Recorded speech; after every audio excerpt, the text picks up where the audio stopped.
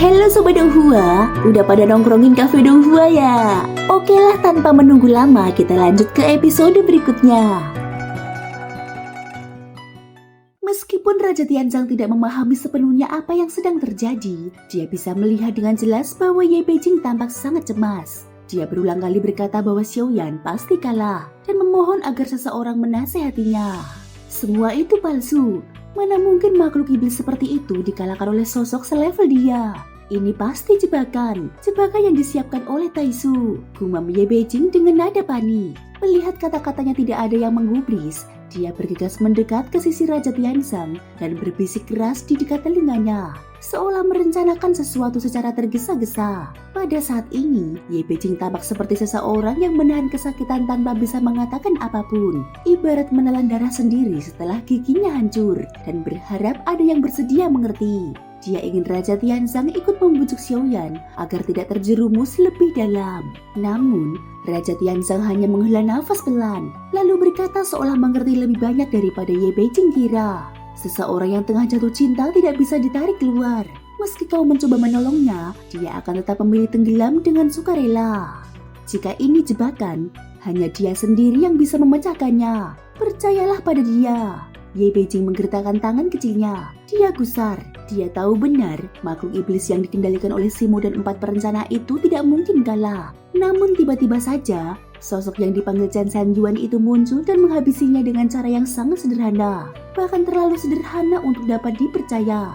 Semua itu berarti hanya satu hal. Ini hanyalah sandiwara, rancangan 4 perencana yang bersekongkol dengan Taisu. Mereka yakin Xiaoyan akan terjebak, dan sekarang tampaknya mereka berhasil. Tapi, bagaimana kalau dia tidak bisa kembali? Dia orang yang terlalu mudah larut dalam perasaannya. Kecemasan itu membuat wajah Ye Beijing tampak semakin tegang.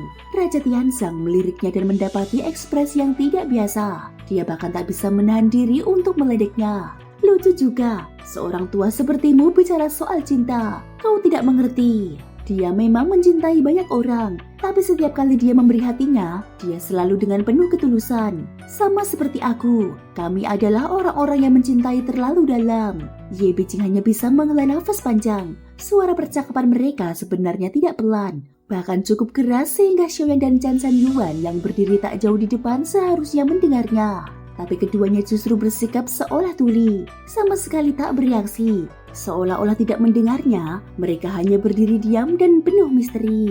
Raja Tianzang menenggak minumannya dan memutuskan untuk tidak lagi memperdulikan Ye Beijing. Tiba-tiba, suara goyan, si mata anjing, terdengar dari kejauhan. Bajingan itu mau kabur. Dari jauh, terlihat hama darah raksasa yang sebelumnya dibebaskan oleh Xiaoyan. Ternyata dia belum pergi. Karena mencium aroma darah jiwa Yuan Sheng, dia tidak mampu menahan diri dan diam-diam meminumnya. Kini tubuhnya membesar menjadi bulat bergulir, berwarna hitam keunguan, tampak seperti siap meledak. Jika bukan karena peringatan Goyan, mungkin Xiaoyan sudah kehilangan jejaknya. Kilatan petir muncul di bawah telapak kaki Xiaoyan. Dalam sekejap, dia sudah berdiri tepat di hadapan hama darah raksasa. Monster itu langsung menggeliat ketakutan, sama sekali tidak berani melawan dan hanya berusaha kabur. Rosa darah, ucap Xiaoyan dingin. Kau memang bodoh, tapi bukan berarti kau tidak punya kehendak. Jika kau tetap ingin kabur, aku akan membuatmu lenyap dari dunia ini. Pilih menyerah atau mati. Hama darah raksasa membeku. Aku menyerah. 1 detik terlambat saja, tubuhnya mungkin sudah menjadi daging cincang. Xiaoyan menghela nafas panjang dan memasukkan hama darah raksasa ke dalam ruang lingsu. Dia memilih tidak membunuhnya karena hama darah raksasa pernah membantunya dan mungkin masih punya kegunaan di masa depan.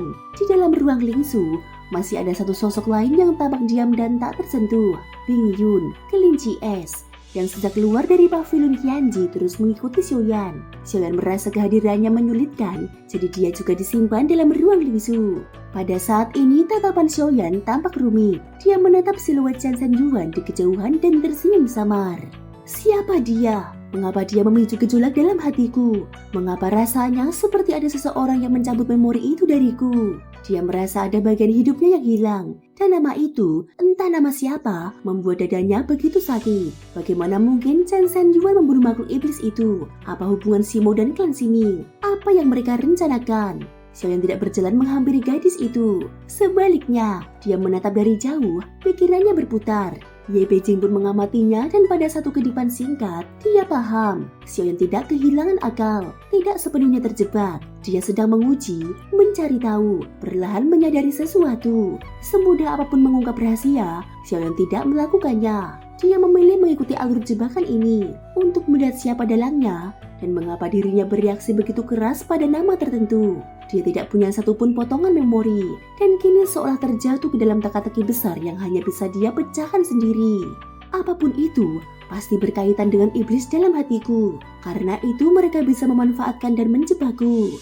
Xiaoyan menyembunyikan seluruh pikirannya, lalu kembali berjalan ke sisi Chen Sanyuan. Dengan santai dia merangkul pinggang ramping gadis itu. Raja Tianzang yang melihatnya hanya berkomentar dalam hati. Hah, jadi ini tipe perempuan yang disukai Xiaoyan. Tidak heran, karena di antara klanku tidak ada wanita dengan kecantikan seperti ini. Xiaoyan yang mendengar itu mengangguk singkat, namun pandangannya tidak pernah lepas dari Chen Sanyuan. Seolah takut dalam sekejap gadis itu akan menghilang. Tak lama kemudian, dia bertanya kepada Raja Tianzang. Senior, saat tubuh iblis itu pecah, apakah kau merasakan aura reinkarnasi? Raja Tianzang mengerutkan kening, lalu dengan ragu menjawab, ada sedikit, tapi aku yakin aura reinkarnasi tidak ada padanya. Aura itu justru berasal dari tempat lain. Tatapannya berpindah kepada mata terlarang, benda yang memancarkan sinar merah tua itu. Goyan, apa sebenarnya benda ini? Tanya Xiaoyan. Goyan, yang kini kembali menjadi bola mata besar, muncul bersama Dharmapala dari dalamnya. Dia menjawab, mata terlarang adalah wujud dari aturan yang dilarang oleh langit dan bumi. Melalui ini, kita bisa melihat hal-hal yang bahkan kekuatan jiwa tidak mampu mendeteksi. Di sisi lain, Putri Duyung yang sejak tadi menahan air mata, tiba-tiba bersuara dengan suara bergetar. Apakah ada kabar tentang ayahku?